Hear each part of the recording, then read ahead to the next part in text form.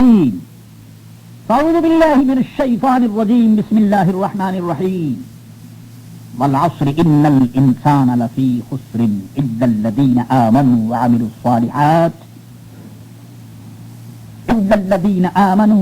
الصالحات وتواصوا بالحق وتواصوا بالصبر صدق الله مولانا العظيم وصدق رسوله النبي الكريم. حضرات، خواتین، سامعین، آج کی اس مبارک مجلس میں جو درس قرآن کی مجلس ہے، قرآن مقدس کی ایک سورت میں نے تلاوت کی ہے. یہ سورۃ العصر ہے. مکہ معظمہ میں اس کا نزول ہوا. اس میں 3 آیتیں، مشہور سورت ہے اور ہر مسلمان اس سورت کی تلاوت کرتا ہے. ارشاد فرمایا گیا کہ قسم ہے زمانے محبوب کی. عصر کہتے ہیں زمانے کو. زمانہ، اور زمانہ آپ جانتے ہیں کہ زمانے میں ہر چیز ہے.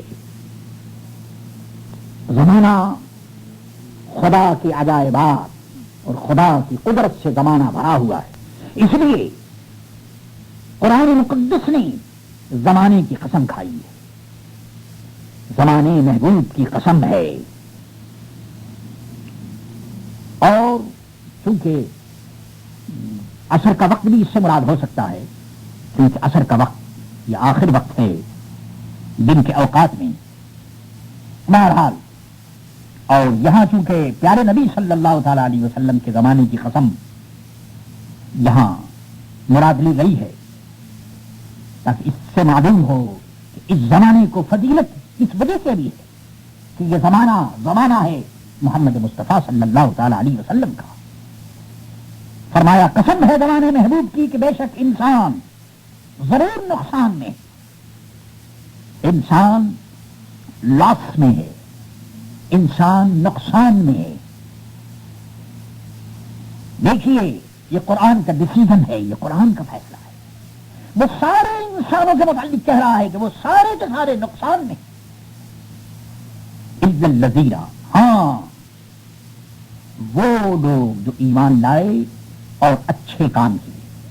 معلوم یہ ہوا کہ ایک ہی کیٹیگری، ایک ہی گروپ انسانوں کا ایسا ہے جو کامیاب ہے.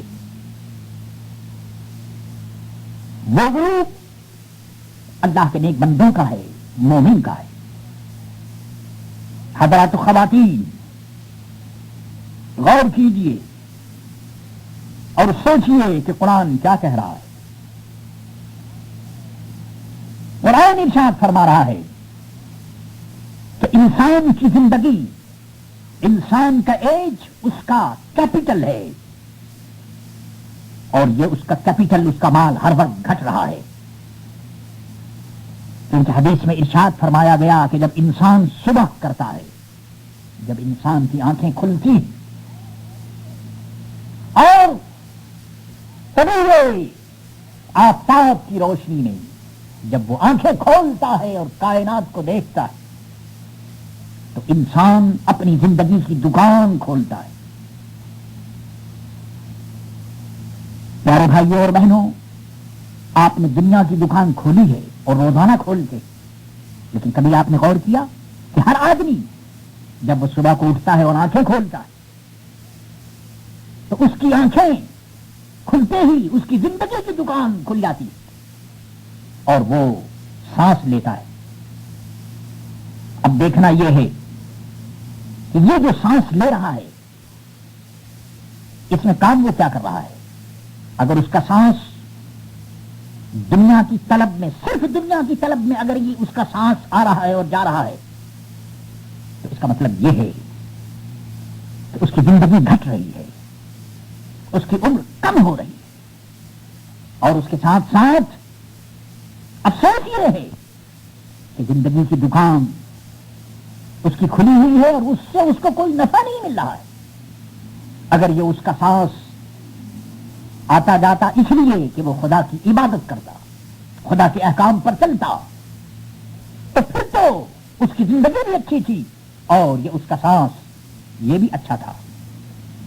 لیکن حال یہ ہے کہ اس نے دنیا کی کامیابی کے لیے بہت سے راستے اس نے تلاش کیے. آج کا انسان، چلتا پھرتا انسان جسے بھی آپ دیکھیے، وہ آپ کو یہی کہے گا کہ جو راستہ اس نے اختیار کیا ہے، جو راستہ اس نے تلاش کیا ہے، اس میں اس کو کامیابی. ایک پروفیسر وہ یہ یقین کرتا ہے کہ اس کا راستہ کامیابی کا راستہ ہے. ایک ڈاکٹر وہ یقین کرتا ہے کہ اس کا راستہ کامیابی کا راستہ ہے. ایک انجینئر اسے اس بات کا یقین ہے کہ اس کا راستہ کامیابی، عزت، عظمت، دولت کا راستہ ہے. ایک بزنس مین وہ بھی یہی سمجھتا ہے کہ اس نے جو راستہ تلاش کیا ہے اپنی زندگی کا، اس میں کامیابی ہے. لیکن قرآن نے کہا کہ یہ سارے راستے جو تم نے تلاش کیے ہیں، اللہ اس کے رسول کو چھوڑ کر یہ سارے راستے تباہی و بربادی کے. یہ راستے تمہیں دین اور دنیا میں کامیاب نہیں کر سکے گی. اور اگر تم دنیا میں کامیاب ہوئے بھی تو یہ چند روزہ کامیابی ہوگی، یہ تھوڑی دیر کی کامیابی ہوگی. لیکن آخرت کی کامیابی جو ہمیشہ کی کامیابی ہے، وہ کامیابی تمہیں حاصل نہیں ہو سکے گی. تو یہ ارشاد فرمایا کہ ایک راستہ کامیابی کا راستہ، خوشی کا راستہ، رمضان مقدس کا مہینہ، نماز پنجگانہ، سچ بولنا، شریعت کے مطابق عمل کرنا، یہ کیا ہے؟ موت کی تیاریاں ہیں. خوب یاد رکھو، اس دنیا میں رہنے کے لیے، کھانے پینے کے لیے، لیٹنے اٹھنے بیٹھنے کے لیے ہمیں تیاری کرنی پڑتی ہے. ہمیں سامان کرنا پڑتا ہے، محنت اور مزدوری کرنی پڑتی ہے. خواتین و حضرات، آپ کو معلوم ہے کہ یہ دنیا چند روزہ ہے. اگر چند روزہ دنیا کے لیے اتنی تیاریاں، اتنی محنتیں اور اتنی کوششیں، تو پھر سوچو کہ جہاں ہمیشہ رہنا ہے. اور اس وقت کو ہمیشہ دھیان میں رکھنا چاہیے. اللہ کے پیارے نبی حضرت محمد مصطفیٰ صلی اللہ تعالی علیہ وسلم کا یہ ارشاد ہمیشہ آپ کے سامنے رہے کہ دنیا میں ایسے رہو جیسے مسافر، بلکہ راہ چلتا ہوا. یعنی مسافر جس طرح ایک اجنبی شخص ہوتا ہے اور راہ چلتا انسان کھیل تماشے میں مشغول نہیں ہوتا، کیونکہ اسے معلوم ہے کہ ابھی راہ دور ہے، اسے اپنی منزل پر، اپنے مقام پر پہنچنا ہے. اسی طرح مسلمان کو چاہیے کہ دنیا میں وہ نہ پھنسے اور نہ ایسے تعلقات پیدا کرے کہ اصلی مقصد کے حاصل کرنے میں وہ تعلقات آڑے آ جائیں، تعلقات کی وجہ سے اصلی مقصد سے وہ دور ہو جائے اور موت کو کثرت سے یاد کرے. یاد رکھو، موت کا پیالہ ہر شخص کو پینا ہے. موت کی یاد دنیاوی تعلقات کی جڑ کو کاٹ دیتی ہے. اسی لیے حدیث شریف میں ارشاد فرمایا گیا، اکثروا ذکر ہادم اللذات الموت. فرمایا کہ لذتوں کو کاٹنے والی موت کو کثرت سے یاد کرو. مگر یاد رکھو کہ موت کو یاد کرنے کا مطلب کیا ہے؟ موت کو یاد کرنے کا مطلب یہ ہے کہ آدمی اس کے لیے تیاری کرے، اللہ اللہ کرے، اللہ کی ہدایت پر چلے. بندہ اپنے پیدا کرنے والے کے حق کو ادا کرے، ہر شخص ایک دوسرے کے حقوق کو پورا کرے. ہاں، یہ بھی سنتے چلیے، ہماری سوسائٹی میں کبھی کبھی ایسا بھی ہوتا ہے کہ لوگ مصیبتوں میں اور پریشانیوں میں صبر و شکر کرنے کے بجائے منہ سے ایسی بات کر دیتے ہیں اور اس قسم کی تمنا کرتے ہیں جیسے موت آ جائے یا وہ مر جائیں. تو یہ بات اچھی نہیں ہے. ظاہر ہے کہ موت حق ہے اور اس کا وقت مقرر ہے، وہ اپنے وقت پر آئے گی. کسی کے کہنے سے اور موت طلب کرنے سے موت نہیں آتی. اس لیے ایسی باتیں زبان سے نہ نکالے. اور اگر کسی کو موت کے متعلق کچھ کہنا ہی ہے تو پھر یوں کہے کہ اے اللہ مجھے زندہ رکھ جب تک زندگی میرے لیے خیر ہو، اور موت دے جب موت میرے لیے بہتر ہو. مسلمان کو چاہیے کہ اللہ تعالی سے اچھا گمان رکھے، اس کی رحمت کا امیدوار رہے. حدیث شریف میں ارشاد فرمایا گیا کہ کوئی نہ مرے مگر اس حال میں کہ اللہ تعالی سے اچھا گمان رکھتا. کیونکہ حدیث قدسی ہے، انا عند ظن عبدی بی، میرا بندہ مجھ سے جیسا گمان رکھتا ہے میں اس کے ساتھ اسی طرح پیش آتا ہوں. مسلمانوں تمہیں مزدہ ہو، گنہگارو تمہیں بشارت ہو، نیکوکارو تمہیں فرحت ہو کہ تمہیں اس بات کی ضمانت دی جا رہی ہے، گارنٹی دی جا رہی ہے کہ تم اپنے رب کو جیسا سمجھتے ہو تمہارا رب تمہارے لیے ویسا ہی ہے. اب سوچو کہ تمہارے رب کے متعلق، اپنے رب کے متعلق کیا خیال ہے. اللہ کے پیارے نبی حضرت محمد مصطفیٰ صلی اللہ تعالی علیہ وسلم ایک جوان کے پاس تشریف فرما ہوئے. وہ جوان ان قریب مرنے والا تھا. حضور نے فرمایا کہ تم اپنے کو کس حال میں پاتے ہو. جوان نے عرض کیا یا رسول اللہ میں اللہ سے امید کرتا اور اپنے گناہوں سے میں ڈرتا. حضور نے فرمایا یہ دونوں یعنی امید اور ڈر اس موقع پر جس بندے کے دل میں ہوں گے اللہ اسے وہ دے گا جس کی وہ امید رکھتا ہے، اور اس سے عمل میں رکھے گا جس سے وہ ڈرتا ہے. خواتین و حضرات، بھائیوں اور بہنوں، روح قبض ہونے کا وقت بہت سخت وقت ہے.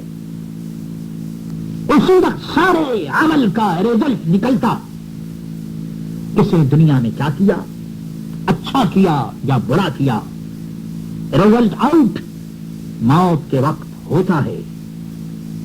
اور ایمان کا تمام نتیجہ اس وقت ظاہر ہوتا ہے کیونکہ اعتبار خاتمے کا ہے. اگر خاتمہ موت ایمان پر ہوئی اور خاتمہ ایمان پر ہوا تو پھر الحمدللہ دونوں جہان میں وہ کامیاب و کامراں ہے. اس لیے یاد رکھو کہ شیطان لعین ایمان لینے کی فکر میں اور مرتے وقت اس کی یہ کوشش ہوتی کہ وہ آپ کے ذہن میں، آپ کے عقیدے میں ایسی بات ڈال دے جس سے معاذ اللہ خاتمہ ایمان پر نہ ہو. اس لیے شیطان سے پناہ مانگنا چاہیے اور اللہ تعالیٰ سے عرض کرنا چاہیے کہ اللہ اس کے مکر سے بچائے اور ایمان پر ملت اسلامیہ کو خاتمہ نصیب فرمائے. حضور صلی اللہ تعالی علیہ وسلم نے ارشاد فرمایا کہ جس مرنے والے کا آخری کلمہ لا الہ الا اللہ محمد رسول اللہ ہو وہ جنت میں داخل ہوا. معلوم یہ ہوا کہ جب موت کا وقت قریب آئے اور موت کی نشانیاں پائی جائیں تو سنت یہ ہے کہ مرنے والے کو داہنی کروٹ پر لٹا کر قبلے کی طرف منہ کر دیں. اور یہ بھی جائز ہے کہ چپ لٹائیں اور قبلے کو پاؤں کریں کہ یوں بھی منہ قبلے کی جانب ہو جائے گا، مگر اس صورت میں سر کو ذرا اونچا رکھیں. یاد رکھو جس وقت جان نکل رہی ہو اس وقت مناسب یہی ہے، بہتر یہی ہے کہ کلمہ طیبہ لا الہ الا اللہ محمد الرسول اللہ کا ورد اس کے آس پاس جو لوگ موجود ہوں وہ کریں اور زور سے کہیں اشہد ان لا الہ الا اللہ واشہد ان محمد الرسول اللہ. ہاں اس موقع پر یہ یاد رکھیے کہ مرنے والے کو زور نہ دیا جائے کہ وہ کلمہ طیبہ پڑھے. ایک آدھ مرتبہ اس سے کہہ دیں، اگر اس نے پڑھ لیا تو بس ٹھیک ہے. باقی ہاں اس کے ارد گرد اور چاروں طرف جو لوگ موجود ہوں وہ پڑھتے رہیں. اور کلمہ پڑھنے والا کوئی اللہ کا نیک بندہ ہو، نیک لوگ ہوں، نمازی ہوں. اس وقت اللہ کے نیک بندوں کا وہاں ہونا یہ بھی مرنے والے کے لیے بڑی اچھی بات ہے. پھر وہاں سورہ یاسین شریف کی تلاوت اور خوشبو کا ہونا مستحب ہے. لیبان جلا دیا جائے اگر کی بتیاں سلگا دی جائیں. اور موت کے وقت ناپاک عورتیں جو وہاں ہیں تو ان کے لیے یہ ہے کہ وہ الگ ہو جائیں اور باقی جو دوسرے لوگ ہیں وہ تلاوت وہاں کرتے رہیں. اور اسی طرح وہاں شور و غل نہ ہو, چیخ و پکار نہ ہو, ہنگامہ نہ ہو. کیوں کہ رحمت کے فرشتے وہاں آتے ہیں, فرشتوں کی آمد کا وقت ہے, اس لیے وہاں سب دعائے خیر کرتے ہیں. کوئی برا کلمہ زبان سے نہ نکالیں, کیونکہ اس وقت جو کچھ کہا جاتا ہے فرشتے اس پر آمین کہتے ہیں. نظام سختی دیکھیں تو سورہ یاسین اور سورہ رات پڑھیں. اللہ اللہ, جب روح نکل جائے تو ایک چوڑی پٹی جبڑے کے نیچے سے سر پر لے جا کر باندھ دیں کہ منہ کھلا نہ رہے اور آنکھیں بند کر دی جائیں, انگلیاں اور ہاتھ پاؤں سیدھے کر دیے جائیں. اور یہ کام اس کے گھر والوں میں جو زیادہ نرمی کے ساتھ کر سکتا ہو, باپ یا بیٹا, وہ کرے. آنکھیں بند کرتے وقت یہ دعا پڑھے, بسم اللہ وعلی ملت رسول اللہ, اللہم یسر علیہ امرہ وسہل علیہ ما بعدہ واسعدہ بلقائک واجعل ما خرج الیہ خیرا مما خرج عنہ. اللہ اللہ, میت کے سارے بدن کو کسی کپڑے سے چھپا دیں اور اس کو چارپائی یا تخت وغیرہ کسی اونچی چیز پر رکھیں. غسل اور کفن میں جلدی کرنی چاہیے, اس کی حدیث میں تاکید آئی ہے. خوب یاد رکھیں, انتقال کے بعد اہم مسئلہ یہ ہے کہ دیکھا جائے کہ مرنے والا دنیا سے جا رہا ہے تو اس کے اوپر کسی کا قرض تو نہیں ہے, کسی کا دین تو نہیں ہے, اس نے کسی سے کچھ لیا تو نہیں ہے. اگر اس نے کسی سے کچھ لیا ہے تو پھر یہ ضروری ہے کہ مرنے والے کے پریوار, رشتے دار, بیٹا, باپ, بھائی, وہ فوراً اگر مرنے والے کے پاس مال ہے تو اس کے مال سے اس کا قرض ادا کر دیں, اور اگر مال نہیں ہے تو پھر خود اپنی جانب سے اس کا قرض دے دیں تاکہ مرنے والا آسانی کے ساتھ خدا کی بارگاہ میں حاضر ہو سکے. میت کا قرض ادا کرنا اور دین ادا کرنا یہ نہایت ضروری ہے. سنتے چلو اور یہ روایت یاد رکھو کہ جب تک مرنے والے کا قرض ادا نہ کر دیا جائے اس کی روح لٹکی رہتی ہے, اس کی روح کو چین اور سکون نہیں میسر آتا. اس لیے نہایت ضروری ہے کہ اس کے قرض کو ادا کر دیا جائے اور جو اس کے وارث ہیں اس کی جانب سے صدقہ و خیرات کریں, اچھا کفن دیں, اچھی طرح دفن کا انتظام ہو. غرباء, فقراء, مساکین سب کو وہ دے سکتے ہیں اگر اللہ تعالیٰ نے ان کے ورثاء اور وارث کو پیسہ دیا ہے, دولت دی ہے, تو پھر یہ سب کچھ کر سکتے ہیں اور کیا جا سکتا ہے. بھائیوں بہنوں, یہ مختصر سے مسائل تھے اور مختصر سی باتیں تھیں جو موت سے متعلق بیان کر دی گئیں. رب کریم ہم سب کو ان اچھی باتوں پر عمل کی توفیق عطا فرمائے اور ہمارا خاتمہ بالخیر فرمائے. وما علینا الا البلاغ المبین.